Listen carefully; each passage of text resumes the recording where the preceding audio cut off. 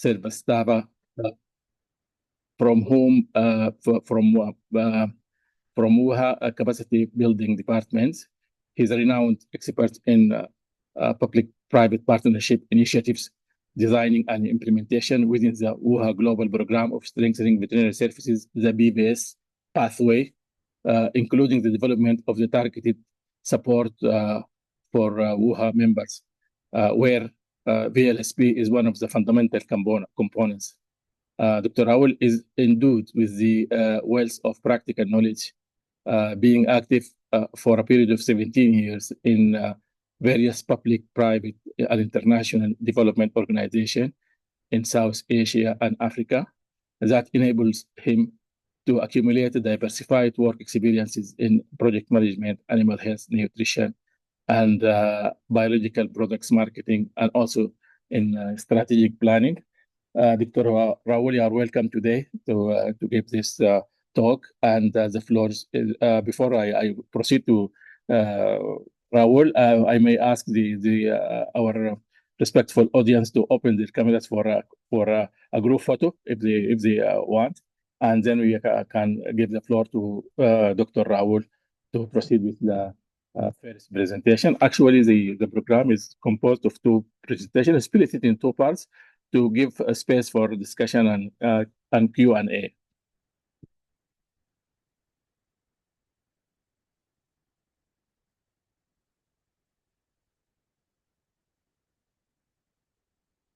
When you finish, tell me just to... Yes, I will show the picture in 5 seconds. So everybody is ready. I will inform you when it's done.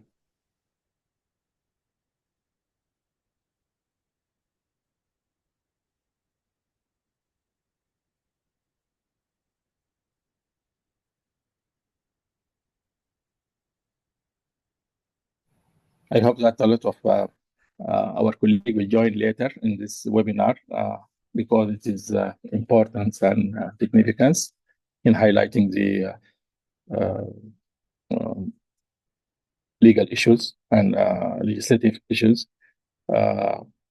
We have maybe more than 60 colleagues who registered, but unfortunately, I don't think they are joined. But I think I'm looking forward to them to join later in this webinar.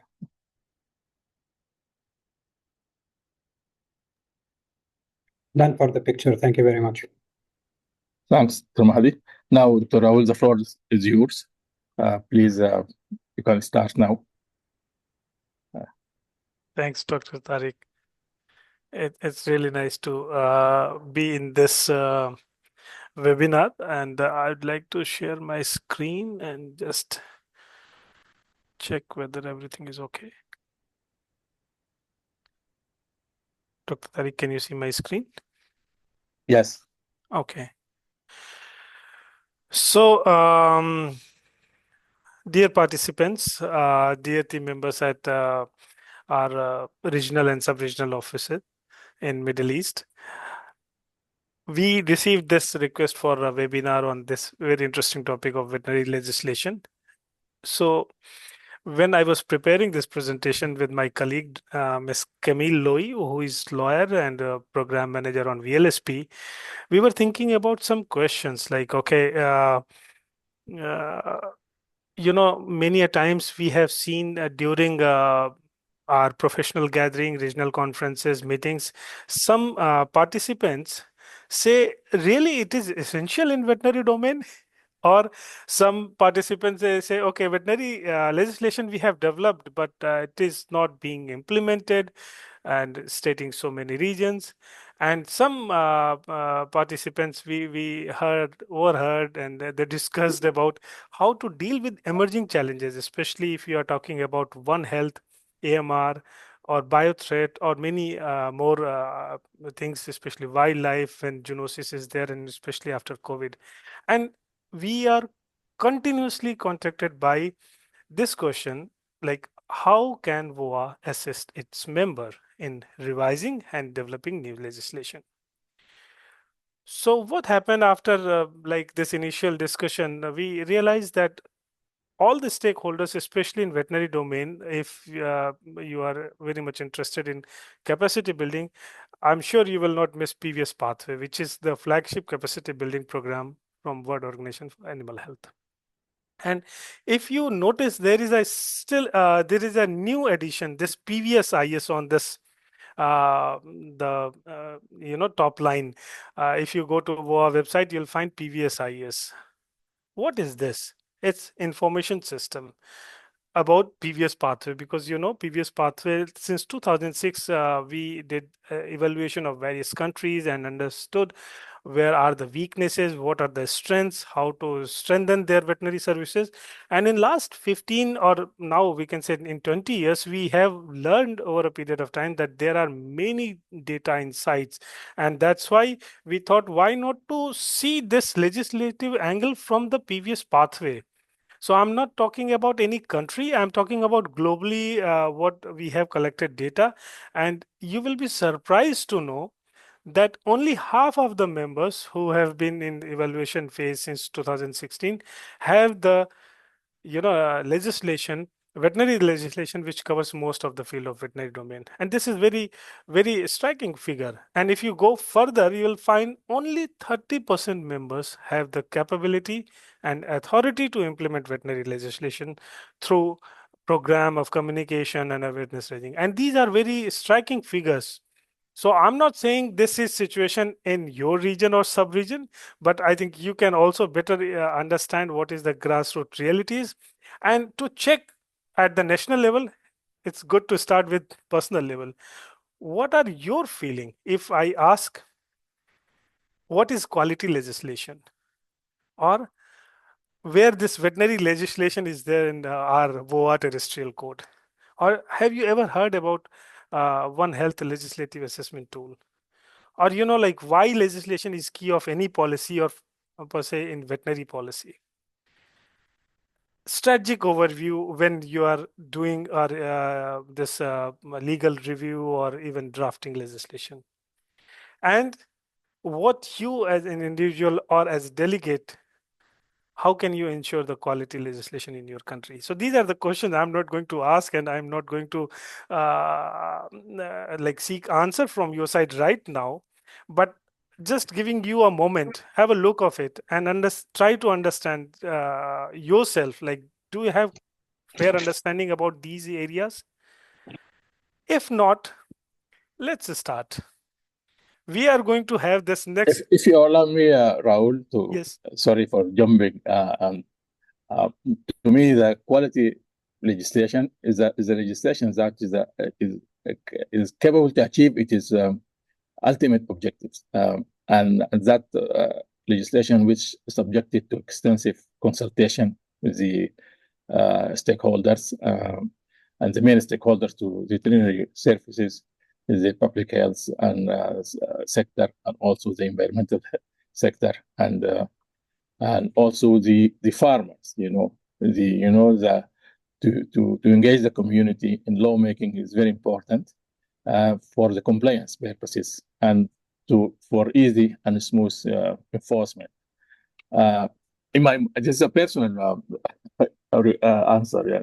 For me, the quality legislation is the legislation which can answer all these issues perfectly, and they come with a very perfect product that can be implementable, enforceable, and can achieve its ultimate objectives. And when it is reviewed or assessed after implementation period of 3 to 5 years, based on the regulatory impact assessment, always based on the economic impact, on the environmental impact, and on the social impact, always give a positive feedback from the field.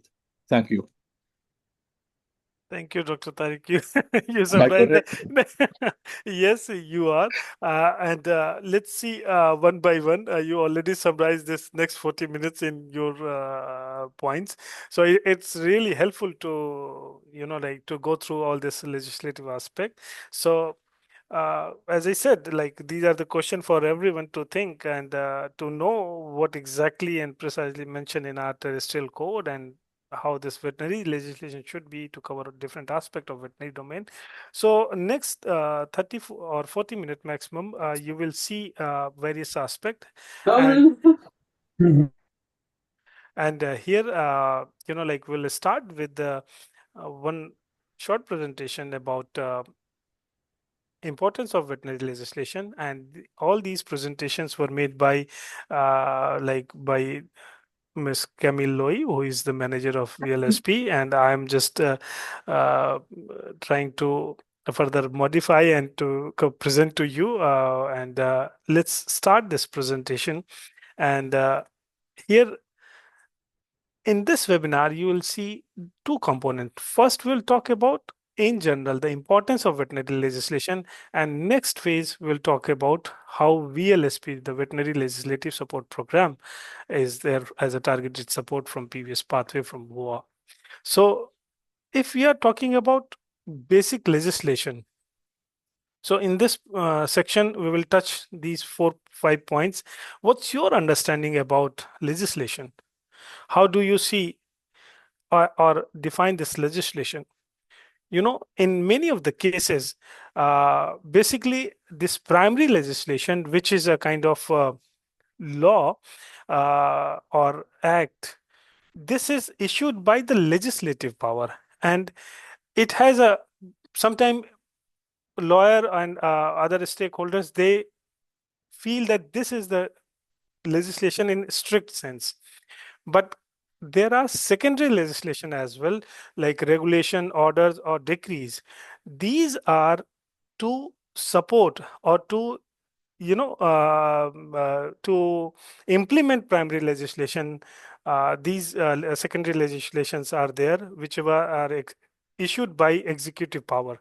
And that's why in VLSP, whenever we are talking about legislation, we are covering both the aspect. We are not restricting only to the primary legislation. So primary and secondary legislation both are covered in VLSP approach.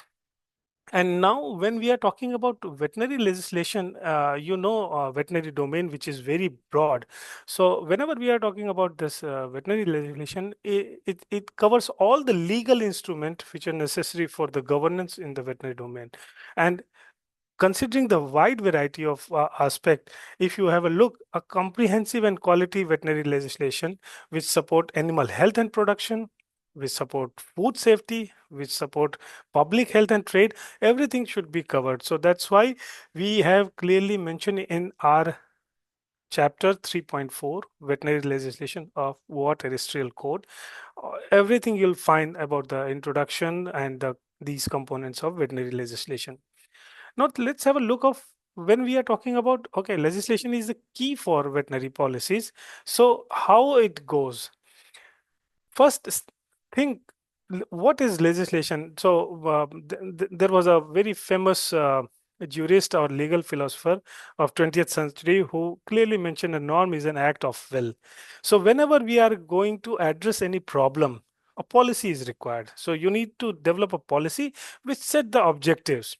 And these legislations are important. And why they are important? Because they support these policy objectives to address this problem.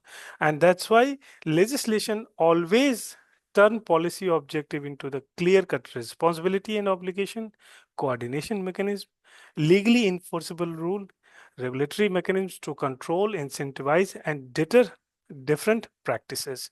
So now you can understand this legislation is important in any policies.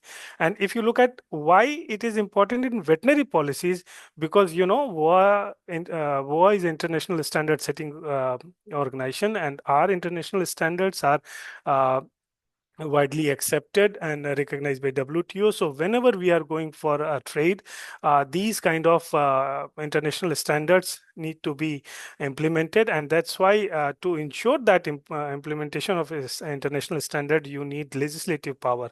And that's why to ensure good governance of entire veterinary domain, you need proper legislation which provide power and authorities to the veterinary services to efficiently carry out these activities. And these are, I'll not go in detail of all these, statements which are already there in our chapter of 3.4. And this presentation will be shared with you. So rest assured, whatever we are going to present, it will be with you. But only thing I'm trying to emphasize where you will find all this critical element related to veterinary legislation in our code. Let's have a look of this quality legislation. And as Dr. Tariq was mentioning about the quality legislation, and he also added some component of consultation and ensuring the acceptability and implementation. But let's have a look of this quality. What does it mean, this term? So if you look at Oxford English Dictionary, you will find what is quality. Quality is a kind of, it's a degree of excellence. So what we are talking about? Are we talking about perfection here? No. In VLSP, we are not talking about the perfection of laws. Instead, we are talking about appropriateness to address the problem. And that's very important to note. And I request all of you who are here, try to understand we are not, like through VLSP or veterinary legislation, we are not trying to put thing like perfection, because every country have different challenges, different circumstances. We always advocate appropriateness of the legislation to address the problem of that country or the region. So that's why if you look at it, quality legislation supports solution effectively, and we are trying to find this solution. And that's why let's move to this, like further elaborating the quality. So if we are saying, okay, there is a quality legislation, what does it mean? It means it should be very clear, coherent, technically relevant, acceptable to society, and able to be implemented effectively, and sustainable in technical, financial, and administrative terms. It seems very theoretical, but this is very important, because why we are developing this veterinary legislation, this need to be implemented in field at the end, and that's why all these elements are very important. And it's not a case that you developed one legislation and that's it. It need to be regularly evaluated and updated. That's why whenever we are talking about high quality, it means the kind of legislation which are essential for achieving legal certainty on different aspects. And this is also well covered in our article 3.4.3, quality of legislation of under our chapter 3.4 of veterinary legislation under our WOAH Terrestrial code. So let's move further. What are, if you're looking at the key principle, so which it's again outlined in our chapter 3.4 of the code. Here you can see the hierarchy of legislation, the legal basis of activity, consistency with national legislation.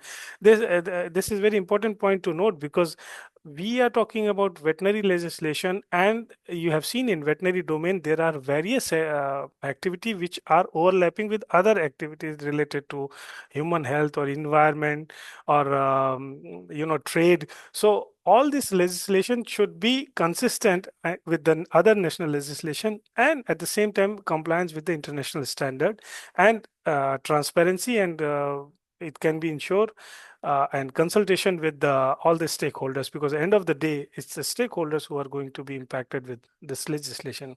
So if we are looking at the overall quality legislation, it ensures the legitimacy of the veterinary authorities' action. And here, this is a very interesting point, and I request participant to think, because like in some of the conversation we heard that, okay, we don't have any legislation and things are going well. So why do we need veterinary legislation? And in that conversation, we heard from a very senior, like a delegate of another country. That person clearly mentioned, no, it's not only, it's not sufficient, like if you're not having legal basis. And that person gave many examples that related to animal welfare. The laws were saying something, okay, to confiscate animal, but there was no law to support the legal basis where to keep those animals and how to deal with those confiscated animals. And that's why all the activities, wherever we are going for this actions describing in veterinary domain, it should be legally backed by our proper legislation. So that's why even you have efficient system, but it is not legally backed, it's not sufficient. You have to have your legislative backing, a legal basis for activities in veterinary domain. And with this, we are moving to the next section about the importance of strategic overview. And this is the point where Dr. Tariq was emphasizing about the consultation and other things. So I would like to attract your attention into this. See, in your country, wherever you are in the Middle Eastern region, you may see there are problem or gaps, and you want, okay, there is a need of legal reform, and there is opportunity, and then you are thinking, okay, how to deal with this. So you need to think strategically. It's not just one thing. Okay, you need one legislation and you just drafted. No, it's start with a very strategic overview where you think overall impact of this exercise, and you talk about plans like what are the technical backing of this legislation, legislative aspect, organizational structure, financial burden, if you are developing this legislation. And it's not one man job or a small group who can do it. You need wider consultation, dialogue, and coordination so that this policy or the legislation, whatever you are developing, it can be implemented well in field. And very important point I would like to highlight with you all, and please keep in mind whenever you are discussing about the veterinary legislation, as I told you earlier, primary legislation and secondary legislation. So if you are drafting your primary legislation and you are not thinking about the implementation aspect, like how this law will be implemented, then you are going to create a big mistake and big problem in front of you and your country.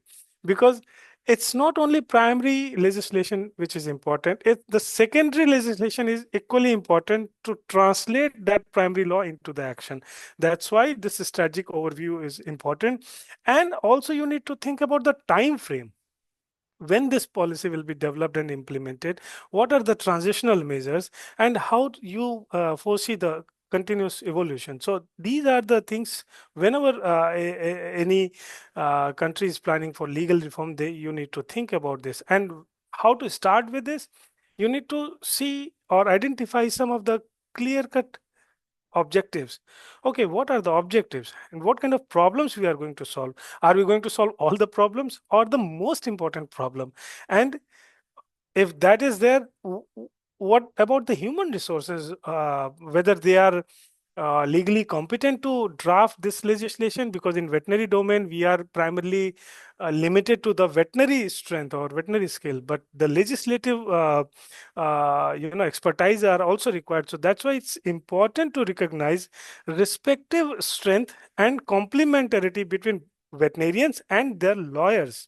So you need to have a kind of team where vets and lawyers can draft together this policies. And this is very important because when you are working on that strength, vets can focus on that technical aspect, lawyers or jurists can focus on the legal aspect, and then draft can be developed. And as I said earlier, the financial aspect, budget or cost, you need to see what's written on investments or cost benefit analysis you need to do.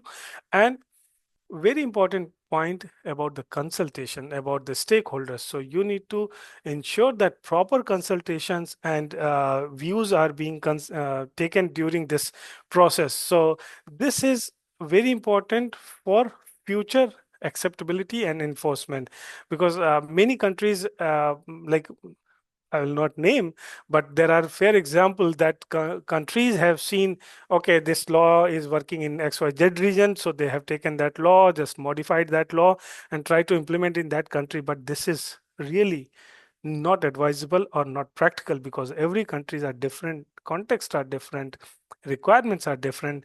And that's why if stakeholders are also not aligned, things will not go. You may have a very good law, but not implemented.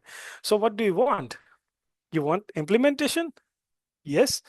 If yes, then you need to understand the financial aspect of of implementation, whether the law is comprehensible or not, acceptable or not, applicable or not. You need to think about this. And as I said earlier, the primary legislation, the development of law is not the only thing. It's the secondary legislation which translate your primary law into action. That is also important. So these are the few areas which are very, very important whenever you are drafting the legislation. So let's have a final look. Whenever you are drafting legislation, you are going to do a kind of impact analysis. So when you do impact analysis, you need to create a kind of environment where you can hear voices from other stakeholders and try to understand what are the possible impact, the direct and indirect impact. Wherever possible, try to get figures and adjust your legislation accordingly. So this is the overall process, how we try to develop a kind of legislation. So far, we have covered the quality legislation, veterinary legislation. We touched some of the points. Here, I would like to stop for a moment for your queries, because it seems it's a one-way traffic.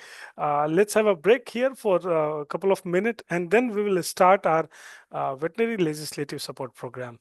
So if you have any question, please write in chat box, or if you wish, you can share by opening your window. Thanks, Rahul. I think the first part is perfectly highlighted, and the main components of importance of veterinary legislation are clearly discussed. And I have the door is open for the colleagues to ask any question or to comment about the first part of the webinar. If anyone has a question, welcome to share his comments or questions. Yes, Dr. Faisal. Yes. Rahul. Mr. Faisal. Thank you very much. Thank you very much. This is very good first part of the presentation. I have two, if you allow me, two suggestions or ideas, or let's say add-ons at this stage of the presentation. Maybe you're gonna talk about, but let's advance things. The first one is about the very important stage highlighted, which is the impact analysis stage. This is very important. From my previous experience in Europe, this became more and more very important stage to observe, to conduct carefully, very carefully, because of the impacts, as you can guess. But at this stage, we can also add the benchmarking exercise. What does it mean? The benchmarking exercise is to see what's neighbors, what has been already done elsewhere. In Europe, for example, or let's say here, for example, in GCC, to compare the situations, to compare the opportunities, and also to compare the impacts that have been occurred after implementing such legislation. To conduct both means the impact analysis, and to see also what's the neighbors has been implemented.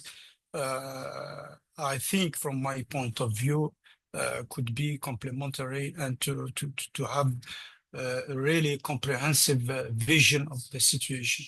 This is first. My other remark is about the dialogue and discussions that should have to be conducted with the stakeholders, of course. But please bear in mind,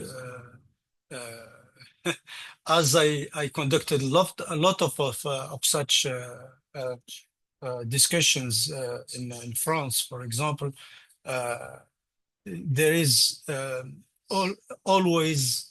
almost always the stakeholders' interest interferes in this discussion. So we conduct discussions, but as a policymakers, we should bear in mind the general interest. Thank you very much.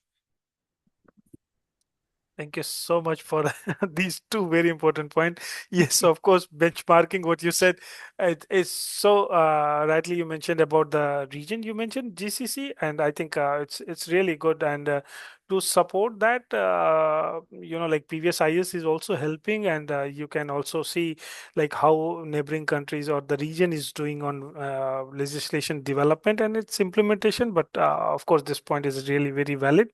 And I like the way you said about the second point. Yes, of course, like there, if you are going for consultation, there will be debate, there will be lots of discussions, and legislative reform always attract this thing, and it's worldwide. There will be disputes, there will be disagreements, but as you rightly mentioned, the veterinary authority need to take care of the general interest. And this, And also, sorry, Rahul, Yeah. and also the source of wasting time. yeah, Sometimes we have not enough time to conduct an endless discussion with the stakeholders. We have, especially when we are obliged to perform urgent measures by law. yeah, And then if you start talking about with the let's say the stakeholders, immediately you will get the economic side ideas, and you know that very well. So yes, of course, we should talk, we should discuss, we should debate, but watch out. This is a very tricky exercise. We have to also bear in mind some principles that should conduct this exercise. Yeah, no, for sure. Like, I'm not denying your point. This is very valid point and practical point. But what happened if you look at the consultation with the stakeholders in veterinary domain worldwide, it's not up to the mark. And why I'm saying this, because I have seen many previous IS reports, analysis. The communication is still a challenge. So I can understand, like in a country like France, or in other part like in Europe and US, when your stakeholders are very vocal and very demanding, and they can fight for this stopping some legislation. But if you look at other regions, I've seen in Asia, Africa, Latin American countries, the consultation is not happening at the first place. So I completely agree with your point that this is a tricky thing. The consultation need to be there, considering in mind that we are working for public. It's the benefit of public. It's not for some group or organizations. And while doing this, there is two extreme. One extreme, like as you said, if there is emergency situation, if we need to act fast, they need to act fast. But there has to be a small scope for consultation so that they can implement it. But there is another way, like where you are going for trade and other kind of legislation reform, where you need actual implementers to implement this thing, and then you need to listen their concern. So that may be over time consuming, that may be some delaying, but at least it will give validity when this law will be implemented. Legitimacy, and also to get their commitment. Exactly. And acceptability. This is for sure. Yeah. But so this both the things are there. So it's a range from more discussion to a kind of very specific thing. Thank you. Okay, Rahul, I guess we can proceed for the second part.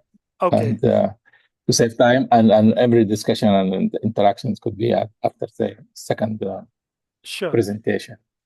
So let's have a look of this, our support, like WOAH Veterinary Legislation Support Program. So we say VLSP, and this was also one question in in the initial few slides. So what is this program? It's a targeted support program, and here in this presentation we are going to see some of the aspect of VLSP, and some of the countries who implemented VLSP. We will try to understand methodology, what we are doing with VLSP worldwide. We will share that thing also, and we'll try to conclude this webinar after this presentation. So let's have a look of a kind of history and background. So as you know, the previous pathway, this VLSP is coming after, like it's a part of targeted support, and it always come after a previous evaluation mission. So countries are going for evaluation, previous evaluation mission, and if there is need for legislative support, the delegate approach WOAH for this kind of support, and we implement it. So right now, Camille Loy, she's taking care of this program. And what is this? It was an integral part since beginning of previous pathway. So we started initially with the previous pathway, and this VLSP component was there. We started piloting in some countries. We developed guideline 2008, and then we standardized this, and it was a part of WOAH Terrestrial Code as chapter 3.4. So this is very important. If you are talking about veterinary legislation, this chapter 3.4 is very much important to understand. And what it covers overall principle of veterinary legislation. It covers all the aspect like introduction, objective, general principle, how to draft legislation. And it also covers specific matter like about the competent authority, different aspect of workforce, laboratories, health related aspect, veterinary medicinal products. And if you look at the export and import, so more or less all the aspect of veterinary domain are covered in chapter 3.4. And when we are let's have a look of methodology, like you may think like, okay, we are talking about VLSP, but how to get this support and what is this? So as I said, if any country, any like WOAH member is interested for this support after previous evaluation, they request WOAH for this targeted support, and then we implement. So there are two types of intervention. One is stage 1 and second is stage 2. So first, stage 1 is identification mission, and it is just 1 week intervention where we try to understand, okay, what are the compliance of national veterinary legislation as per the chapter 3.4 of the code, and try to provide recommendation for legal reform. So it's a simple intervention where experts goes, and like all this previous pathway, it's done by previous experts. So it's an independent kind of assessment, and it gives a very good report to country to see the strengths and weaknesses for further improvement. So it's a kind of a WOAH program, but implemented by previous expert. So this is the first activity which we do, identification mission. And what if after identification, countries is still thinking, okay, we also need further support in revision of existing legislation or development of new legislation. So then they can ask for the second stage, which is agreement. And then there is a kind of agreement stage where we try to support members' capacity in legal drafting. So this may vary from 6 months to 1 year. So these are the two support from VLSP intervention. And in this entire process, you must have understood that we are talking about skill transfer. Experts are going, finding the way, trying to give recommendation so that country can improvise. So it's a kind of awareness raising and skill transfer. And we are also supporting legal drafting of the report and trying to collaborate with veterinary, the government veterinarians and legislative drafter. Please keep in mind the most important part. We are not going to give you a template of any legislation. There is nothing like fit for all solution or any ideal model we are going to give to any country, because there are possible risks that if we can provide this kind of template, it may contradict the other existing legal text, that may create legal uncertainty, and it will be non-viable solution. So there is no standard template we are going to provide to any country. So what we do, we try to develop this, as I said, skill transfer, so that country can adopt the best practices and correspond to national legal system. They can try to improvise by themselves and try to ensure interrelation between texts, because say for example in veterinary domain we have some very specific law to animal health, but there may be some law related to wildlife or environment or water or pollution or something. So how to interrelate these law considering the emerging challenges? So we try to support this capacity building. That's why it's a capacity building activity, skill transfer on drafting legislation. And that's why we try to ensure to make relevance and applicable solution rather than giving just one model fit for all. So that's why you need to keep in mind this VLSP is a capacity building program. It's a skill transfer on legislation. And let's have a look on some of the continuous evolution where what we are doing, like there are newer challenges coming in front of all of us. So we also evolved the VLSP thing, which started with simple legislation support program. It moved to, it reached to another level with the addition of some focus themes. So we added biothreat reduction, we added antimicrobial component, we also piloted wildlife. So these are the especially like focus themes. So if any member is interested in VLSP with focus on these areas, they can approach WOAH and we'll try to implement these VLSP mission with focused on these specific theme. We also try to improve assessment, especially related to veterinary statutory body or workforce. And recently we implemented or piloted public-private partnerships, how to support legislative environment around that. So let's have a look of quick look on all these optional focus theme. So one by one I will go biothreat reduction, AMR and wildlife, and then I will go specifically for AMR or One Health related thing. So have a quick look on first biothreat reduction. So whenever we are talking about VLSP and biothreat reduction, we need to keep in mind that there may be a kind of deliberate cause of outbreak of highly infectious disease in livestock population, which may affect very significantly on economic terms, and not the only economic but socio-economic terms. And we also need to think about like if you look at veterinary services, if you are very narrow in our services and we are missing this bigger thing, if there is unnatural or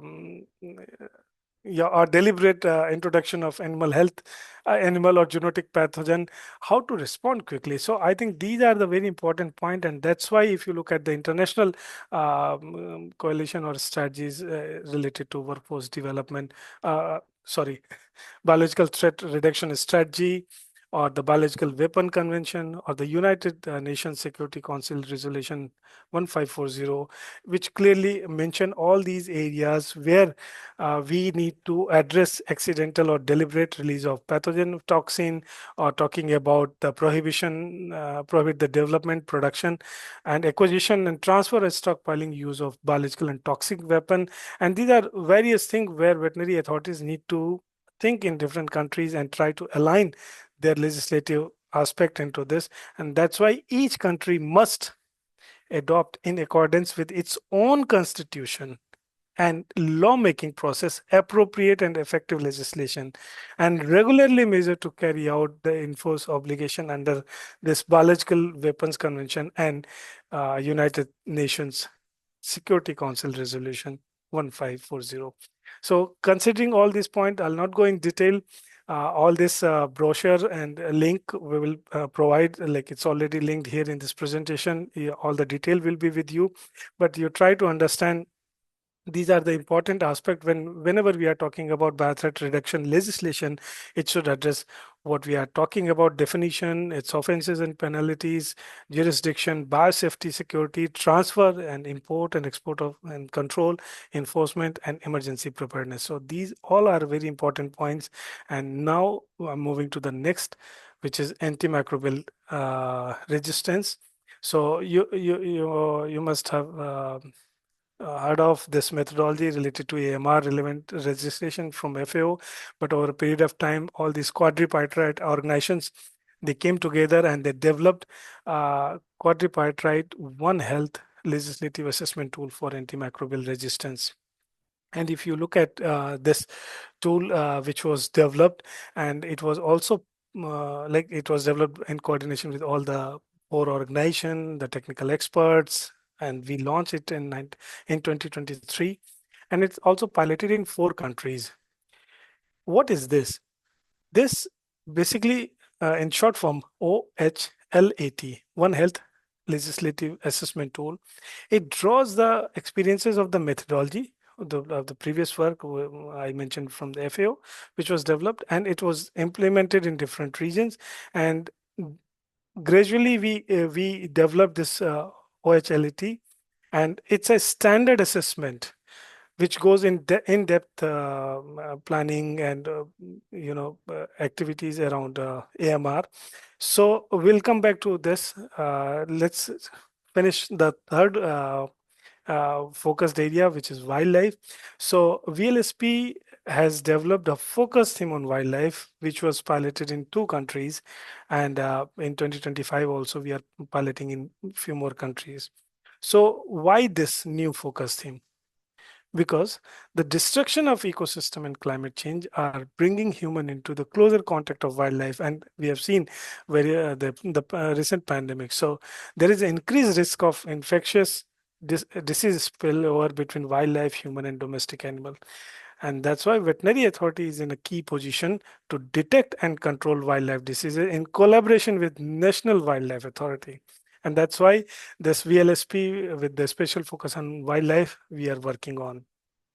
Now, time to see, like zoom in into AMR focus theme where I was talking about. So whenever we are talking about AMR, let's have a look of this critical competency, the veterinary medicinal product. If you see, you'll find a very disturbing situation where almost 3/4 of WOAH members where we evaluated, you see there is no or limited capability to regulate veterinary medicinal products. And if you are not regulating the veterinary medical products, which may cause this unjudicial use of antimicrobials lead to AMR, look at the uses.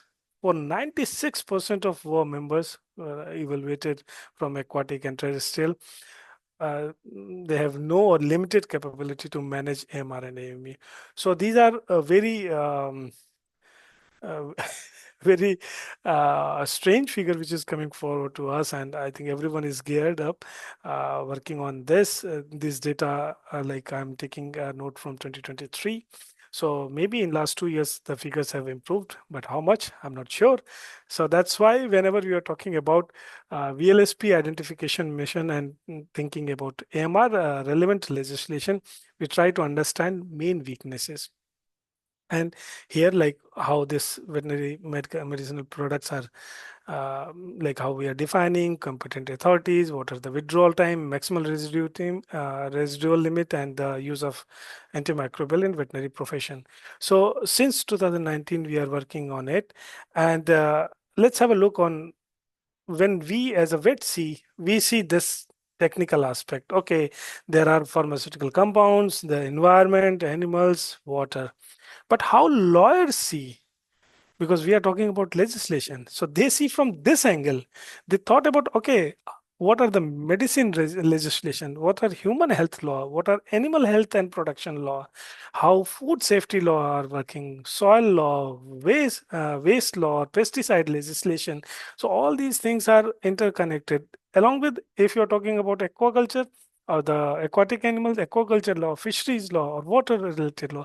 So these are the difference, and that's why in my previous discussion I was telling the combination of vet and legal legislative skills are important. That's why veterinarians or terrestrial or aquatic animal health professional and legislative professionals, they need to combine their skill, then only they can come forward. And that's why when we are talking about AMR, you need to think from two aspects: intersectoral response and sectoral response. So when we are talking about intersectoral, so institutional framework, how governance mechanisms are being done, coordination or intersectoral legislative responses, that's one component, plus all these sectoral thing. And that's why this One Health frameworks comes, and here it is in different chapters. So this quadripartite One Health legislative assessment tool for AMR is having different chapters.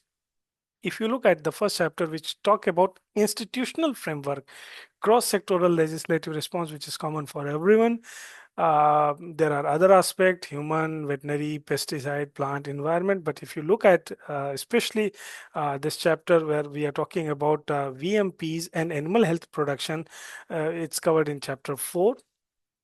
And especially it's also connected with our terrestrial code and key codex alimentarius standards. So these are the very important aspect into this assessment tool. Looking again, if as you see here in this provision, which we adopted in 2021, chapter 3.4 of veterinary legislation, what we did in WOAH Terrestrial code, and now we make the link with the code chapter dedicated on AMR AMU, which is 6.7 and 6.11, allowing to access the national legislation against the standard provided in those detailed chapter. So we also modified this thing and we are moving further. And that's why if you look forward, the objective of this quadripartite tool is to create kind of a state of play of AMR relevant legislation based on the existing international standard, trying to identify gaps and opportunities for reform, and a One Health approach to be incorporated in both in relation to governance mechanism and sector-specific legislation.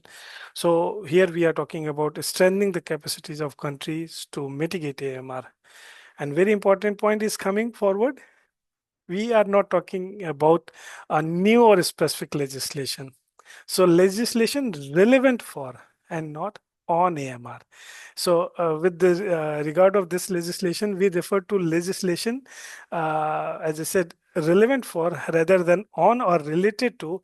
Indeed, a legislation may be relevant to address AMR even without specific relevance to reference to AMR or to antimicrobials. So it is therefore important to remind that tool doesn't invite to create a new or specific AMR AMU legislation. And let's move and see what are the two options which are coming forward. So first option is related to from the quadripartite tool, where all sector can be evaluated, involving all the ministries, authorities, competent authorities, and like from the different One Health sector. Or the second option is VLSP alone option, mainly involve Ministry of Agriculture or focus on chapter 4. I mentioned earlier, animal health and production, including veterinary medicinal product and animal feed. Section 3.3.1, where we are talking about MRL. So it's like covering very specific related to veterinary sector. So these are the two options where VLSP standard methodology can be used. Now coming to the last part of this, when we are talking about OHLET, it's a first tool which focus on legal preparedness for AMR under One Health approach. That's why this is a very, very important publication, a tool to explore with. I request everyone to have a look of this. You will get the link of this tool as well. It facilitates the development of robust and coherent legal framework that combines cross-sectoral and sector-specific responses essential to regulation of AMR. And it demonstrates the whole, which is like greater than sum of its part. And this is very significant step forward in global action to curb AMR and WOAH capacity building support to countries in this domain.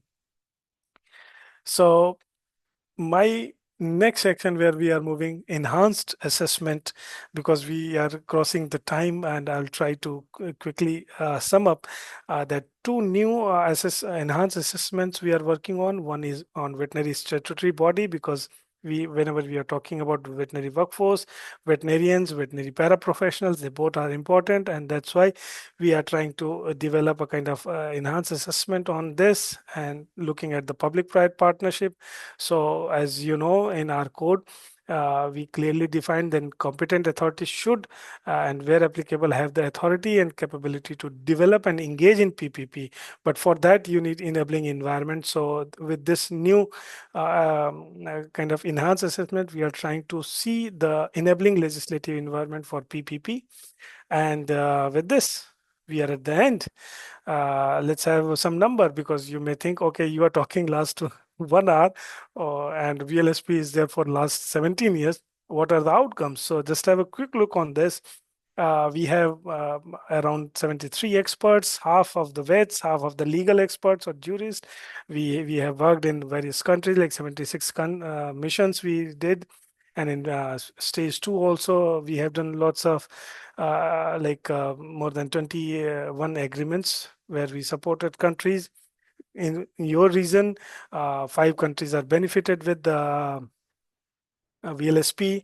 I'll not go and not name the countries because many a times some reports are confidential, but just to give you a flavor like how VLSP missions are helping countries. So if you look at this country 1, 2, 3, we have shared that one country clearly mentioned that the VLSP supported the development of law, veterinary profession, and law on VMP. Second countries mention and acknowledge the VLSP agreement which helped animal health and veterinary public health bill development, and the third one on development of code on livestock operation and animal products. So it's kind of benefit or the success which speak by itself. And if you are interested, your country is interested for VLSP, the delegate can send official request to WOAH with CC to VLSP@woah.org, so that the VLSP team can also address this thing. And now before finishing this presentation, let's have a quick look. Now, do you know VLSP? Now you're listening these 4 words regularly. So I think we are already over time. I'm sure if you were attentive, you can understand VLSP. Rahul, we have time. Yani you can we have proceed. time. So yeah. I really invite some of the participants, if you're interested, to share answer of upcoming questions, because I shared, okay, VLSP is the Veterinary Legislative Support Program. The chapter where all this legislation is in our terrestrial code is chapter 3.4. And what about One Health legislative assessment tool? Let's have a look on this thing. In your opinion, why legislation is key for any policy, or why legislation is key for veterinary policy? Any volunteer, any participant would like to share?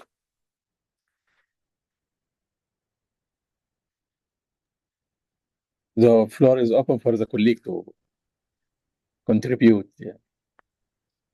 Although you have stated clearly in the first presentation that the link between the policy and legislation.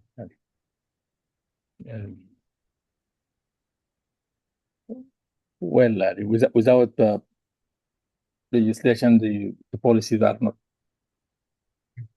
implementable, will be implementable, because legislation is a tool to achieve the objectives of that the policy set. I think. Yes, so like as we said already, like if you look at we are going to address problem, and you need policy, and to turn this policy objective into the actions, you need legislation. And you're right in this. And whenever we are thinking about the veterinary policies, so here our international standards are coming in picture to comply with WOAH international standards and to achieve good governance for the entire veterinary domain. So these are the key points for these two questions. Let's have a look on this quality legislation. So Dr. Tariq, you mentioned some of this point at the beginning. So if any participant is interested to share views on this.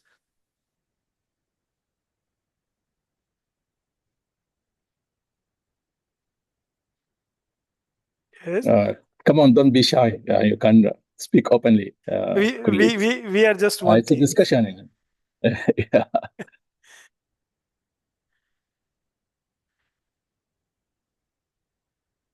Yeah. It's okay. Let's have a. Yeah, it's okay.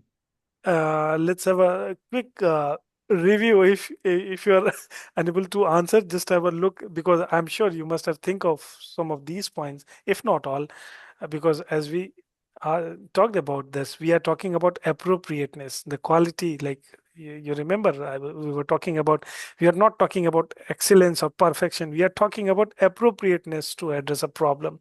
We are talking about the legal basis or legitimacy of veterinary authorities' action. We are talking. We talked about compliance with the international standard.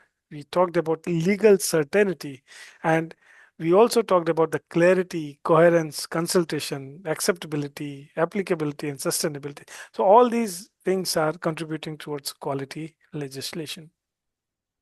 And if we are moving towards strategic overview and impact analysis, so here again, if you would not like to share your views, I can quickly summarize it for you that when we are talking about strategic overview, we need to design legislation with an overall and over time approach. So like a big picture, what Dr. Faisal was also talking at the end of first presentation, that we need to think about its implementation, considering consultation, considering the time, considering the emergency situation. So all these things are important when we are talking about strategic overview and impact analysis.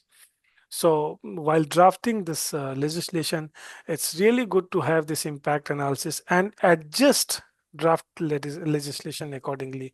So it helps in implementation of the legislation. And that's why if you see all these things, strategic overview or impact analysis are helping in better acceptability and enforcement. And now the last point. What can you or the WOAH delegate do for quality legislation in your country? And here I need your input, please. Someone from audience, can you share your views, like how can you contribute towards quality legislation in your countries? I'm sure if you are here investing your 1 hour time, so you have something in mind. Yeah, of course. Let me invite Dr. Yusuf Al-Azmi from Kuwait to provide his insights about this. He's a delegate of Kuwait. Dr. Yusuf, welcome. You are welcome to give your inputs in this, if you want. Yeah.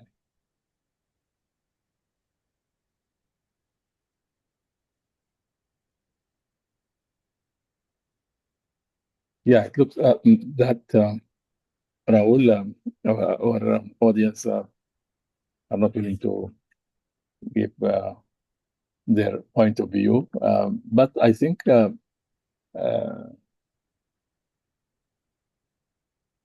it is important for the quality legislation in every country, and first to follow a comprehensive legal review and to examine the impacts the legislation exerts in terms of achieving its objectives, And also, I think the compliance rate to assess compliance out to sometimes because of there is a cost of compliance for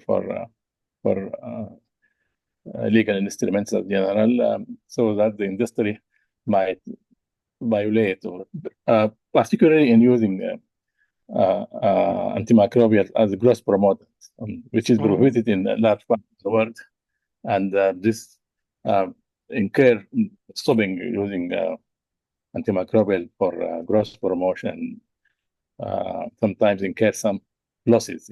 For that there is this part of cost compliance need to be clearly addressed or smartly addressed in assessing the quality of the legislation. Sure, Dr. Tariq.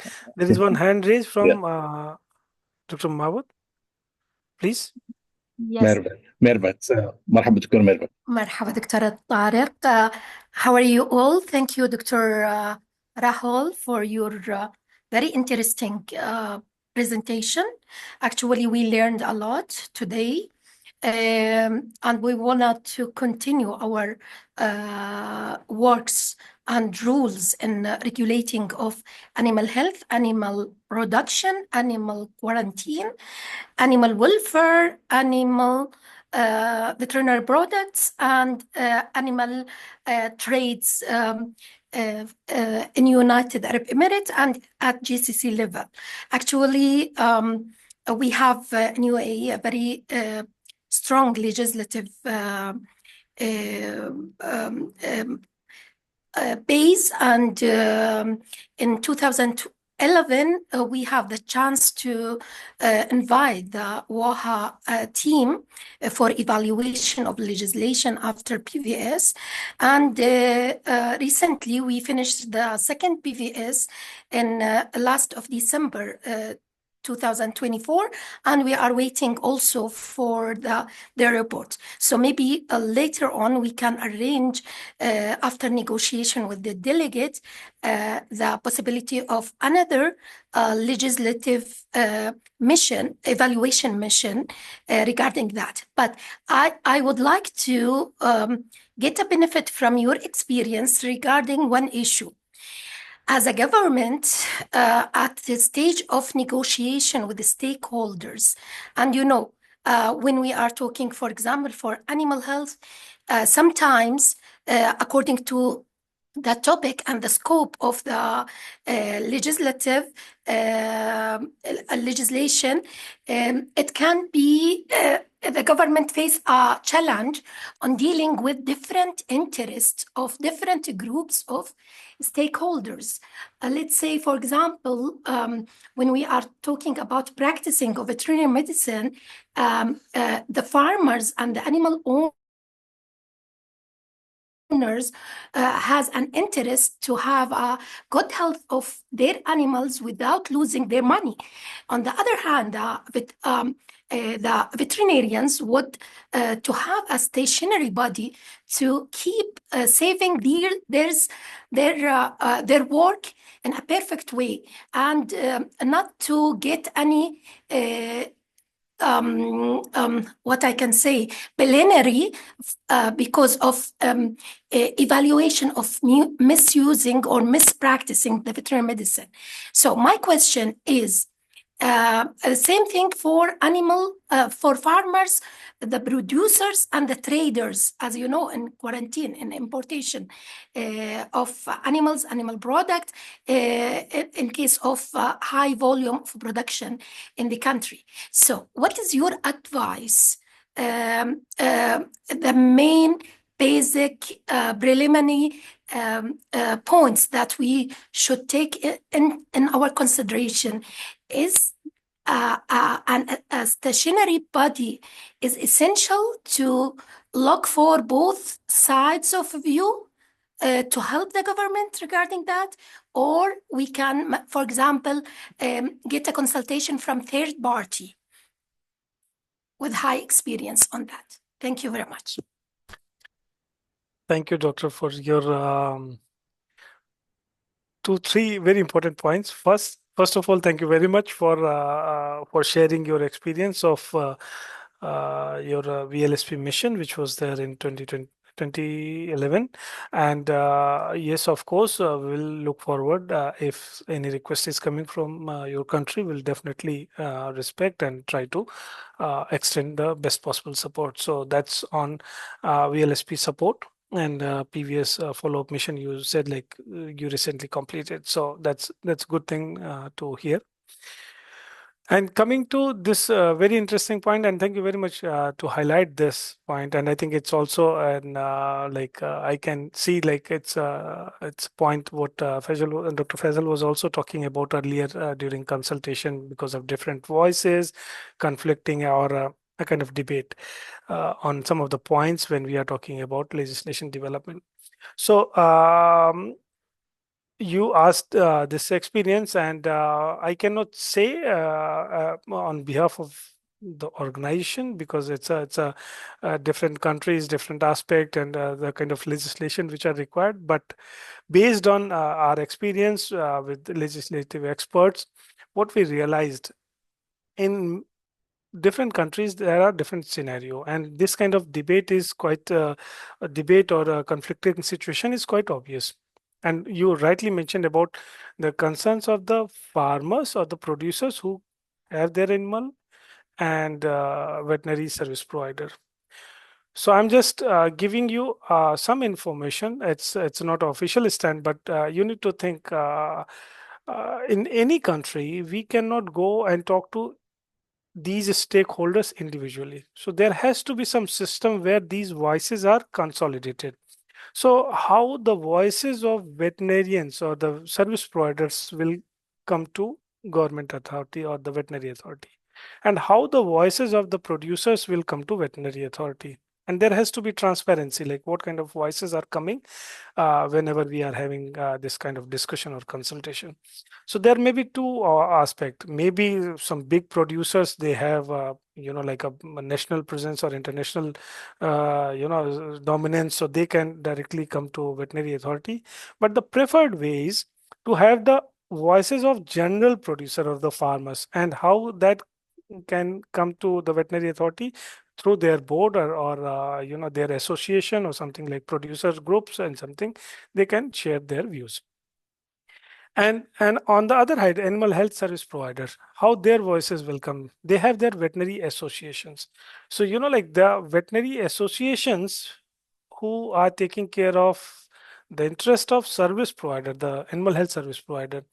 And there is veterinary statutory body which always try to ensure the benefit for the general public, who are the end users, be consumer or the producer of the thing.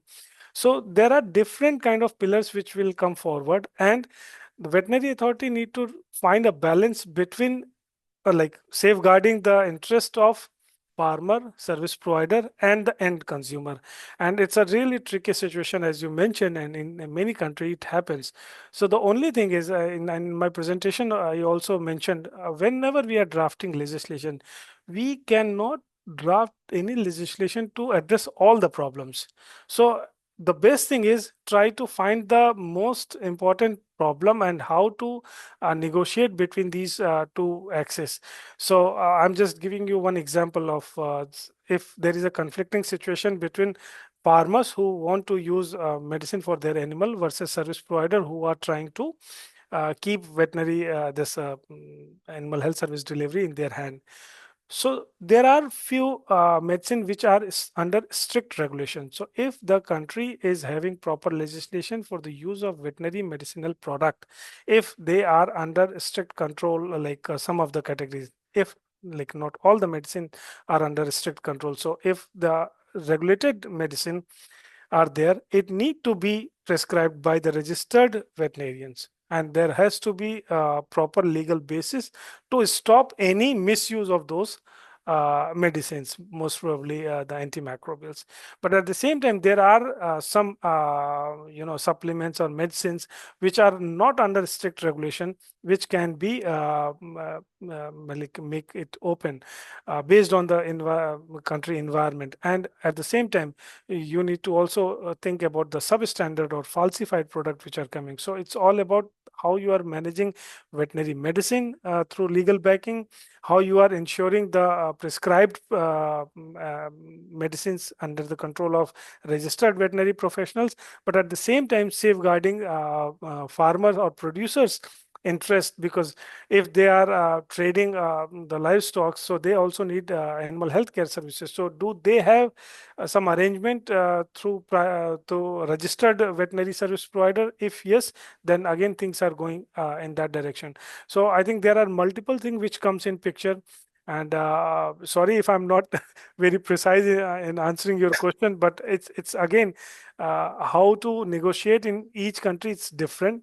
Some countries are struggling with the basic, like they don't have the legislation to support quality veterinary medicinal product. So you need to see the legislation around product, legislation around service provider, legislation around the producers and the traders. You rightly mentioned about the trader, because there are so many medicines which are used during the trade. So all these things are required, and it depends on the country and its own legislation how they have.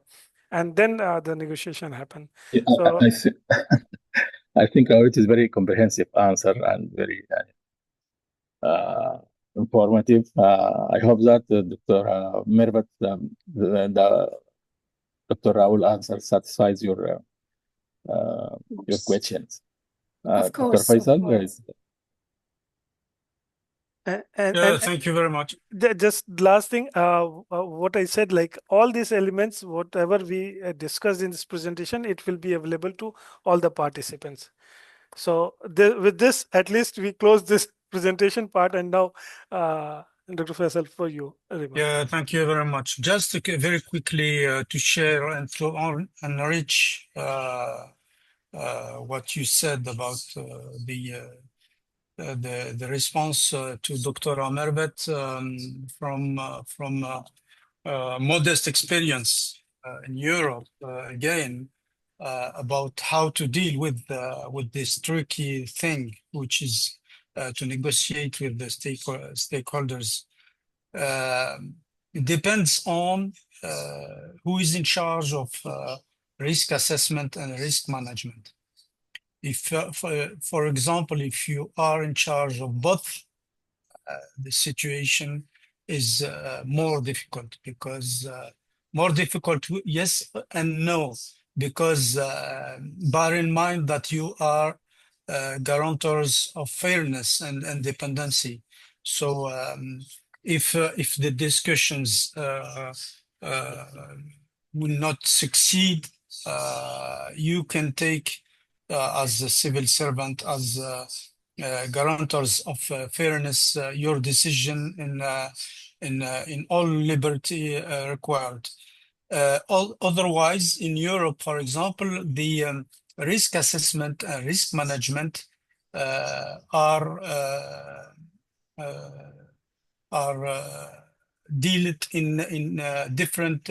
For example, in France, we have the national agency, which is independent from the French Ministry of Agriculture, who is in charge of risk management. And in this case, even in Europe, because in Europe we have also EFSA, which is the same body in charge of assessing the risk. And if the ministry, the government is dealing with, for example, very difficult negotiations with the stakeholders, he will charge the agency to assess the risk. And in that case, science-based and very documented advice from the agency, the ministry will take the final decision, and everybody agrees. This is one example of how to deal with this issue. Thank you very much. Thank you, Thanks, Dr. Dr. Faisal, for the Yeah. interaction. Okay, Dr. Go ahead. No, I would like to thank Dr. Faisal also for sharing his experience with the EU. And I think in USA, I get an on-site training on how the government in general get benefit from all stakeholders. I think there is a committees were being implemented regarding anything related, for example, for the scope of animal health. And there is members in this committee from private sector, the producers, the traders, the many different stakeholders on the same committee that is led by the government, the USDA. So this is very nice, and each one has a vote regarding the decision, the proposed decision on each statement in the legislation. So this is also a nice example of different way or method of dealing of this issue.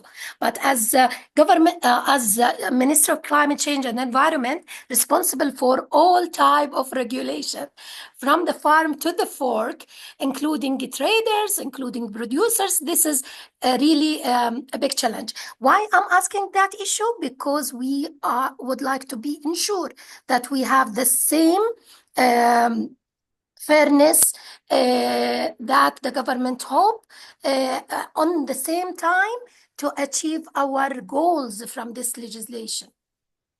Thank you. That's a very, very good point, Doctor, you shared. And like now, because you shared this example of USA, I'd like to mention two interventions. I think it will for the benefit of all. One intervention when different stakeholders are coming on this topic is Animal Health Ireland. It's a kind of organization where government, the department is having they created a kind of platform where all the stakeholders, all the industry, be it beef or milk or food processing or veterinary pharma equipments, they are coming on board with the government organization, and they are talking about what activity, even the producers, they are talking about how to deal with the diseases like notifiable diseases and not notifiable diseases, and it creates a very good platform for a stakeholder. But Dr. Mahwat, you highlighted a very important point, and you mentioned one ministry. So I would like to give another example of Animal Health Australia. And this is a very interesting model which we have seen from Australia, because they have Animal Health Australia and they have some Wildlife Australia. They have a different kind of combination through network of ministries, and they connect all these ministries. So it is under public authorities, but creating a platform for all the stakeholders, and they are involved in even policy reform, even emergency management, even in trade. So a very interesting point you shared, and these are the key activities which are creating this kind of platform to avoid delays in consultation. So these are some of models which are existing, and I'll share these details also with the team, and it will be available for all. So thank you very much for this interesting question, which helped. Yeah. Yeah. Thanks, Rahul, for the insightful comments on the way of interventions. I think we are approaching concluding our webinar. Thanks for our audience, and thanks for their very productive interactions, and thanks a lot of thanks for you, Rahul, for this excellently crafted presentations and comprehensive coverage of the whole topic of the importance of veterinary legislation and also highlighting the most important feature of the VLSP. I think it's a very valuable information, and thanks a lot for you. And we are looking forward to host you in upcoming webinar or coming webinar in the future to discuss openly or furtherly the importance of veterinary services, how to improve it, how to make it achieve its objectives. Thanks you all, and see you in another webinar, inshallah. Thanks a lot. Thank you, everyone. Thank you, Rahul. See you. Assalamu alaikum.